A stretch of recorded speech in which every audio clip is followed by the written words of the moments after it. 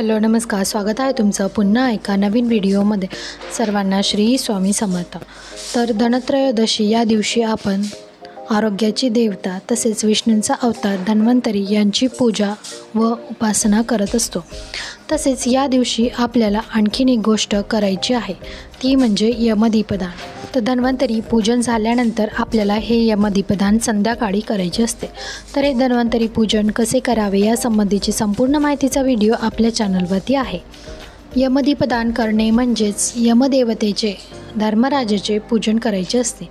यामागील छोटीशी कथा अशी आहे की भविष्यवाणीप्रमाणे यमराजाचा पुत्र आपल्या 16व्या वर्षी मृत्युमुखी पडणार असतो।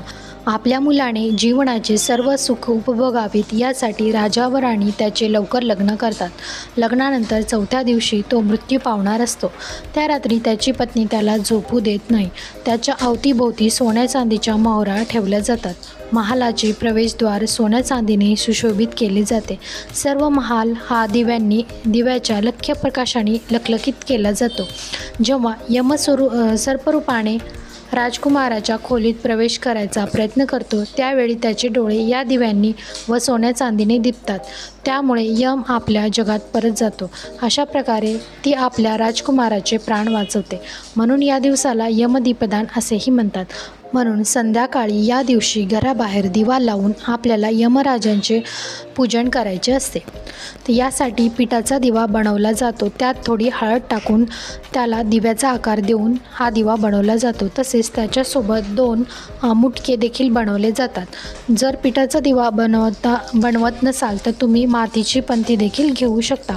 एक प्लेट घ्यायची, त्यामध्ये तांदूळ ठेवावे, त्यावर विड्याची पानं ठेवून त्यावर हा दिवा ठेवायचा आहे। पंती घेतली तर पंती ठेवायची आहे ती मातीची घ्यावी। त्यामध्ये तेल टाकून त्यामध्ये 2 वात करून 1 वात आपल्याला लावायची आहे। त्याला हळदी कुंकू अक्षदा व्हायच्या आहेत आणि घराबाहेर आपल्याला हा दिवा लावायचा असतो। घराबाहेर आपल्याला हा दिवा लावायचा, त्या दिव्यातील वातीचे टोक हे आपल्याला दक्षिणेकडे करायचे आहे आणि त्यानंतर तो दिवा आपल्याला प्रज्वलित करायचा आहे। दिवा प्रज्वलित केल्यानंतर आपल्याला यमराजाचे स्मरण करून त्यांना प्रार्थना करायची आहे।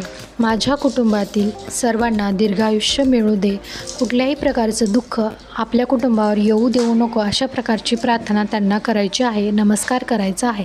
आणि आपल्याला हा दिवा रात्रभर तसाच ठेवायचा आहे। दुसऱ्या दिवशी तो दिवा तुम्ही संपूर्ण दिव्यासहित संपूर्ण साहित्य निर्माल्यात टाकायचे आहे।